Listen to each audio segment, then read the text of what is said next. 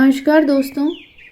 आज मैं आप लोगों के लिए मालती जोशी जी की एक बहुत ही सुंदर रचना साजिश लेके आई हूँ। पूरे घर में एक तनाव सा व्याप्त है। कल पम्मी की फिर से चिट्ठी आई है और जैसा कि हमेशा होता आया है, पूरा घर भीतर ही भीतर हिल उठा है। बाबूजी लगातार छत पर चहलकदमी कर रहे हैं। अम्मा रसोई में बैठकर आंसू बहा रही हैं। सोहन तो पढ़ाई का बहाना लेकर दोस्त के यहाँ निकल गया। खाने के वक्त भी उसने शक्ल नहीं दिखाई। निम्मी अलग मुंह फुलाए पढ़ने के कमरे में बैठी है। बच्चे टुकुर टुकुर जिस तिस का मुंह ताक रहे हैं। सबसे ज़्यादा त्रस्त और परेशान तो मोहन और शीला हैं। संकोच के मारे बेचारे अपने से ही आंखें चुरा रहे हैं। दोनों ने जैसे अपने होठ ही सी लिए हैं। डरते हैं कि ऐसी ऐसी कोई बात मुंह से ना निकल जाए जो बारूद के ढेर में चिंगारी का काम करे। वैसे ही वे दोनों हमेशा से कटघरे में खड़े हैं। घर में अच्छा बुरा जो होता है उन्हीं के सिर जाता है। पम्मी की जब भी चिट्ठी आती है तो दोनों पति पत्नी अपराध बोध से ग्रस्त हो जाते हैं, क्योंकि उस चिट्ठी की पहली प्रतिक्रिया अम्मा पर होती है। वे बड़बड़ाना शुरू कर देती हैं। इनके लिए तो बहन भार हो गई थी ना, बस ठाव देखा ना ठिकाना, झोंक दी भट्टी में। अम्मा को तो बस कुछ न कुछ कहते रहना है। उनकी इन्हीं बातों से तंग आकर वे लोग निम्मी के वक्त थोड़ा सुस्त हो गए तो अम्मा बाबूजी 100 बार सुना चुके थे। दो भाई हैं पर किस काम के, मज़े से हाथ पर हाथ धरे बैठे हैं। कल को लड़की किसी का हाथ पकड़कर भाग जाएगी तब अक्ल ठिकाने आएगी इन लोगों की। परेशान है मोहन और शीला, किसी करवट उन्हें चैन ही नहीं। और अब फिर पम्मी की चिट्ठी आई है। अब इस घर में मेरा निभा नहीं हो सकता। आप लोग मुझे आकर लिवा लें, नहीं तो मैं कुछ खा लूँगी। पम्मी का यह नाटक पिछले 4 सालों से चल रहा है। 5 साल के वैवाहिक जीवन में मुश्किल से 1 साल उसने शांति से गुजारा होगा। पता नहीं कब क्या हो जाता है और वो अपनी लड़की को गोद में उठाकर यहाँ चली आती है। शुरू में तो सब उसे हाथों हाथ लेते थे। सबको उससे सहानुभूति भी थी। बाबूजी खुद जाकर 2-4 बार समधी जी से बेटी के किए अनकिए अपराधों की माफ़ी मांग आया करते थे। 2-4 बार दामाद को घर बुलाकर समझाया बुझाया भी गया, पर हर बार कोई क्या करे। अब तो खीस ही होने लगी है। पम्मी जब भी आती है घर का बना बनाया रूटीन तहस नहस हो जाता है। बजट की धज्जियां उड़ जाती है। शीला तो इन दिनों अपने सारे अरमानों की भावनाओं की गठरी बनाकर मन के कोने में पटक देती है, क्योंकि और सब लोग तो अपने अपने काम से बाहर निकल जाते हैं। पम्मी की दर्द भरी दास्तान और अम्मा के ताने उसी के हिस्से में आते हैं। यह तो वह किसी तरह सह जाती है, पर जब उसके फूल से बच्चे उपेक्षा का शिकार होने लगते हैं तो उसका खून खौल उठता है। उनके कपड़े, खिलौने, यहाँ तक कि दूध में भी पम्मी की मुनमुन का हिस्सा निकालना पड़ता है। दिन भर दादा दादी की डांट खानी पड़ती है, सो अलग।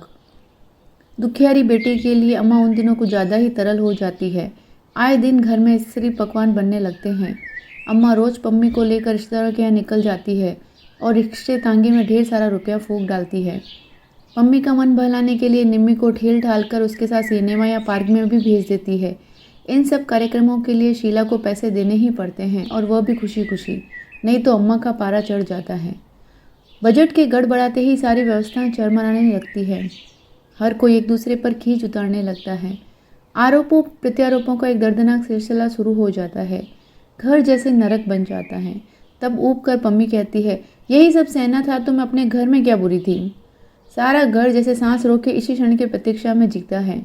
बाबूजी फौरन उसकी बात को उठा लेते हैं और तैयारी का आदेश जारी कर देते हैं। फिर ढेर सारे साथ सामान के साथ भाई लोग उसे ससुराल छोड़ कर आते हैं।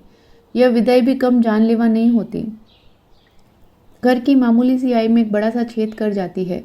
कई जरूरी खर्च जैसे अम्मा की चप्पल, बाबूजी का टॉनिक, सोहन का स्वेटर, निम्मी का सूट अगली किसी शुभ घड़ी के लिए टल जाते हैं। फिर भी सब लोग राहत की सांस लेते हैं, संतोष की सांस लेते हैं। पर खर्च की गहरी खाई ठीक से पट भी नहीं पाती कि पम्मी का खत फिर आ जाता है। 2 दिन तक लगातार तनाव झेलने के बाद शीला से रहा नहीं गया। पति से बोली, देखो तुम तो दिन भर बाहर रहते हो, इनकी नज़रें झेलनी पड़ती हैं मुझे। ऐसे देखते हैं जैसे मैं कोई हत्यारिन हूँ। तो क्या करूँ? उसे लिवा लाओ। इसका मतलब क्या होता है जानती हो ना? जानती हूँ, पर उपाय ही क्या है? कल को कुछ हो गया तो जिंदगी भर सबके ताने उलाने सुनने पड़ेंगे। सुबह दफ्तर जाते हुए मोहन ने सबके सामने सबको सुनाते हुए सोहन से कहा, ये 200 रुपये रखो और दोपहर की गाड़ी से निकल जाओ। कहाँ? जयपुर। मम्मी को लिवा लाओ, फिर यहाँ जैसा होगा भुगत लेंगे।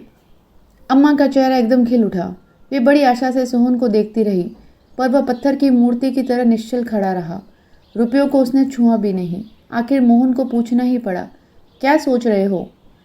भैया, दीदी का आना क्या 2 महीने के लिए टल नहीं सकता? क्यों? क्यों? क्या नहीं जानते हो कि ये मार्च का महीना है?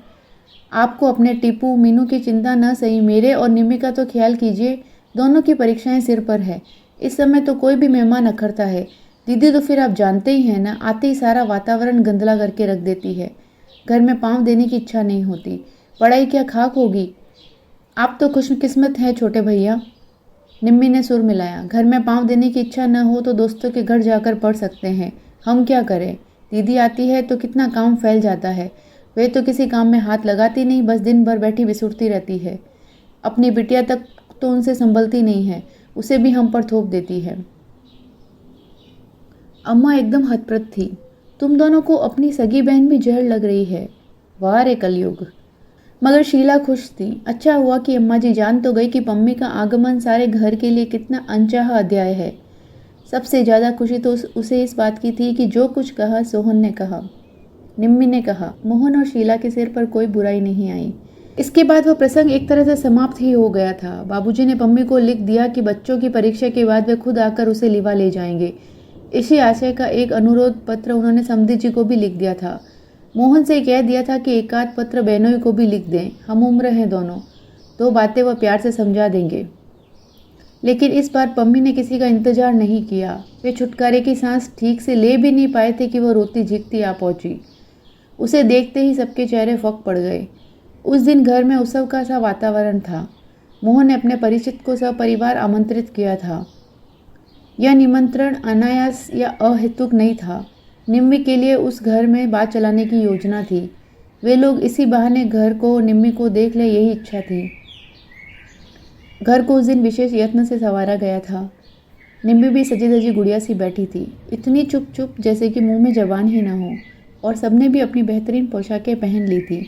शीला ने जिद करके सास को भी कलफ वाली साड़ी पहना दी थी।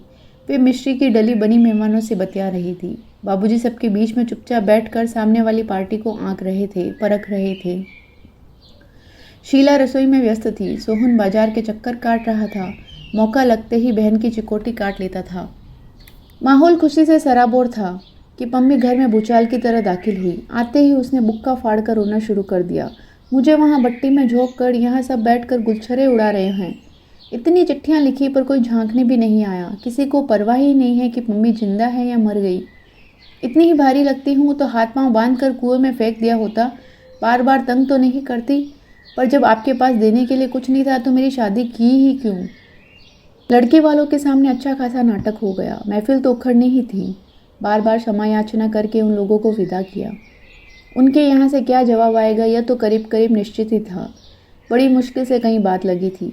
सब चौपट हो गया।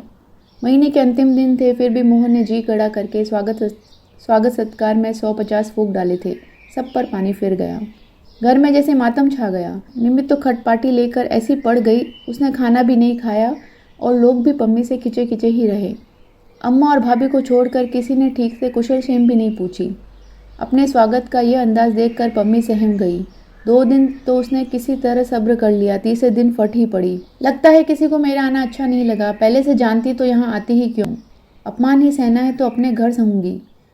घर में नहीं निभेगी तो कहीं नौकरी कर लूँगी।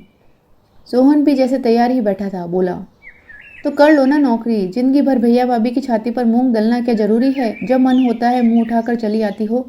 आखिर तुम्हारे लिए कोई कितना करेगा? घर में एक और लड़की भी है। आती हूँ, अपने बाप के घर आती हूँ, पम्मी ने तमक कर कहा। तुम्हारे दरवाजे आऊँ तब आंखें दिखाना। बाप का घर? कहकर सोहन बाहर निकल गया। वो अपने दिल का गुबार निकाल चुका था। सुखी है सोहन, अविवाहित है, इसलिए मन की बातें बेरोक टोक कह डालता है। कोई यह नहीं कह सकता कि बीवी ने उसके कान भर दिए हैं।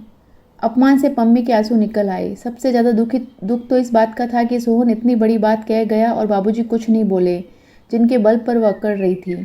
कानों में रुई दिए वे चुपचाप छत की कड़ियाँ गिनते रहे। बाबूजी, उसने कातर स्वर में पुकारा।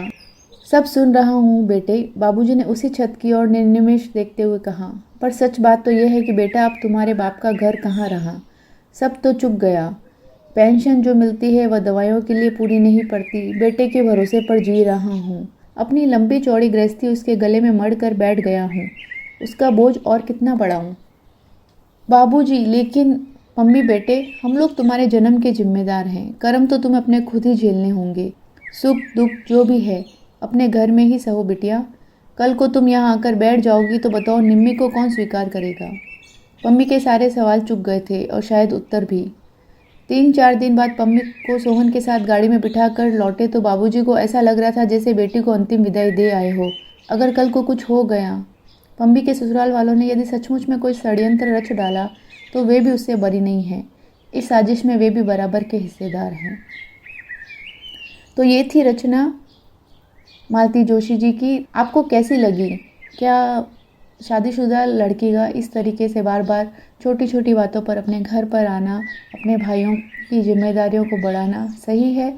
मुझे अपना जवाब जो है कमेंट बॉक्स में ज़रूर दीजिएगा। मिलते हैं हम किसी नई रचना के साथ में। तब तक अपना ख्याल रखिए। Take care, bye.